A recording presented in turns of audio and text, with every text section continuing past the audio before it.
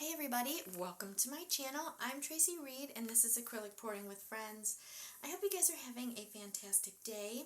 So in today's video, I'm going to be having a little bit of fun and I'm going to be using one of my favorite little gadgets, and that is the mini blower. Now some of you may know, some of you may not know, that I am the original creator of the nozzle attachments for the mini blower. I actually have two different styles based on a couple different brands of the mini blower. The one that I'm using today is the Playmaker mini blower, and I've got my attachments for this one in particular. I also make different attachments for the Westminster, which they don't really carry the orange one anymore. And there's another brand similar, I can't think of it right offhand. But that style fits that mini blower. Anyway, because the nozzle ends are different, and that's the reason for that. Some people don't realize that, but these connections right here are different. So if you're interested, go check out acrylicpouringtools.com, my Etsy shop, and these are available there. If you have any questions, you can always message me. You can leave me a comment below as well. Alright, so I'm going to jump into it today, and I'm not sure which nozzle I'm going to start with, but they kind of do a little bit of different things. Like the larger one has the widest, obviously you can see it has the widest, and I use that a lot of times for blowing out a petal. Like after I've done like a little Dutch pour, whatever, I can blow out a little bit. Or if I'm doing a bloom, I can do this, like spin it and hold it. It works really well for that. The second one, and I use this one the middle size is the most powerful actually, and I use that a lot when I'm doing blooms. It works really, really good. And then the third one is the littlest one, and that one is mainly for smaller detail work. Works really, really good. The reason I designed these was because I have a hard time, like I get dizzy, lightheaded when I'm blowing too much, blooms or whatever, and so I created these, and they work wonderful. So I'm going to start with my colors now. I'm going to use just a white base, and my white that I've used now, I made this a long time ago, it's been mixed up for a while, Liquitex Basics Titanium White mixed with Artist Loft Flow Acrylic White. Now this is the old Flow Acrylic White. And then I mix those two 50-50. I've used that ratio or that mix forever, it seems, forever. At least 4-ish years, maybe 5 years. And then my blue that I'm using is Liquitex Basics Primary Blue. I've got a couple yellows mixed in here. It's CeramCoat Sunset mixed with FolkArt Daybreak. It's really pretty yellow. And then I've got Pebeo Iridescent Green Yellow. And then I've got a cell activator, and this is Carbon Black from Golden mixed with Australian Floetrol. Now, when I mix my cell activator anymore, I never measure. I just kind of eyeball it, and then I do a test and make sure that it works.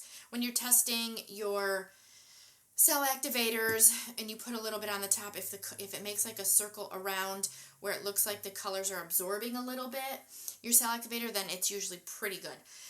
And so that's what I usually do. I don't measure anymore. I've been doing it long enough where I just kind of can eyeball it, or I know the feel of it when I'm stirring it. So that's why I don't give you exact ratio. Now, if I do give you exact ratios, you'll know that I actually did the mixing and measuring. I mean, most people, I think, use a ratio of 1 tablespoon to 3 tablespoons. So 1 tablespoon of paint to 3 tablespoons of Australian Floetrol. I think that was the ratio many people use. I don't know if they still use it, but again, I just wing mine. All right, so let me get the lids off, the caps off of my paints here, and then I'm going to get my white paint put down. Before I get started too, all of my paints are mixed with my pouring medium, which is Liquitex pouring medium, Floetrol water, and a little bit of Golden it's GAC800, GAC800, whatever you want to call it. And I used to just add that in the summertime because I'm in Florida and the weather is a little bit more humid, and I was having trouble with cracking and crazing. And once I started adding that, I didn't have that issue anymore. So for those of you that are finding that you're having an issue, then go ahead and try to add a little bit. You don't need a lot. I make my pouring medium in bigger batches, and then I keep it in a gallon jug. So if you're making it in smaller batches, you'll just have to, you don't have to add a ton. So you'll just have to kind of figure out what amount is best for you depending on, again, where you are. And I just have been using that instead of switching my pouring medium in the different seasons. I just have been using that. So, all right, so I'm going to start putting my colors down, and I'm just doing a wrecked bloom, I think. I don't know. I'm gonna start a bloom, and then I'm gonna see. I don't like to wreck a lot of stuff, but I did wreck, I did a video, I think last week or when, I'm not sure when this video is going to air. I don't ever do them in order. But I did a video recently, and it was a puddle pour, and I wrecked it, and I had really a lot of fun with the wrecking because I'm not generally a big wrecker. So I might do that with this. Now I'm not sure if you guys can see this. I can lift it up a little bit where you can kind of see the ring around the green and the black where it's kind of absorbing that cell activator. And that's a good indicator that you got your mix right. All right, so I think I'm just going to go ahead and, let's see, I'm going to start, actually I'm just going to use the middle one, okay? All right, so here we go.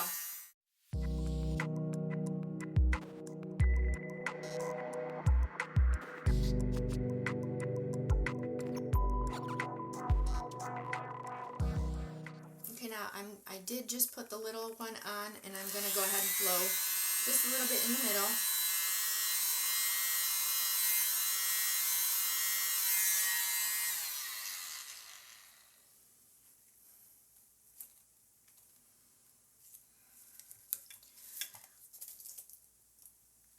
All right, so I think what I'm going to do is, before I spin it, I'm going to take my, this is my wrecking tool, and this is what I used when I did my wrecked puddle pour. And you can see it's got different teeth, but the cool thing about it is, hold on, I've got to get that one out of there. This comes off, and you can put different amount of teeth in there. It holds up to 26. I only have 7. And then you slide that back on and you lock it in place. So I think what I'm going to do is just maybe do a little bit of wrecking. Now I don't know if I want all 7. Actually, I think I'm going to take a few of them out. I think I'm just going to leave 4 of them in. So you can see I've got 4 of them in. Okay. And I'm just going to do a little wrecking here. Just a little. I'm not going to wreck through the middle. I'm just going to drag it, I think. So let me just, I don't know. Again, I'm not a big wrecker. So let me just kind of, let me see here.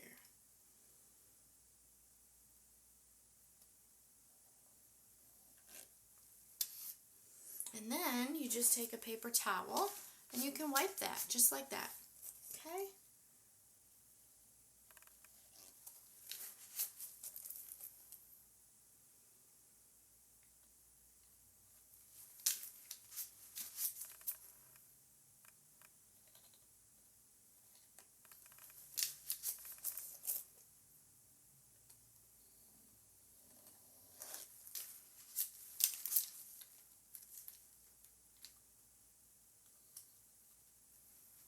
All right, very cool. All right, so let me wipe that off. Super easy. And I gotta move my stuff because I am going to spin this. And I'll probably have paint going all over. So what I'm doing here is I'm moving my, you can see I've got my pour boards here to keep my mess contained. All right, so here we go.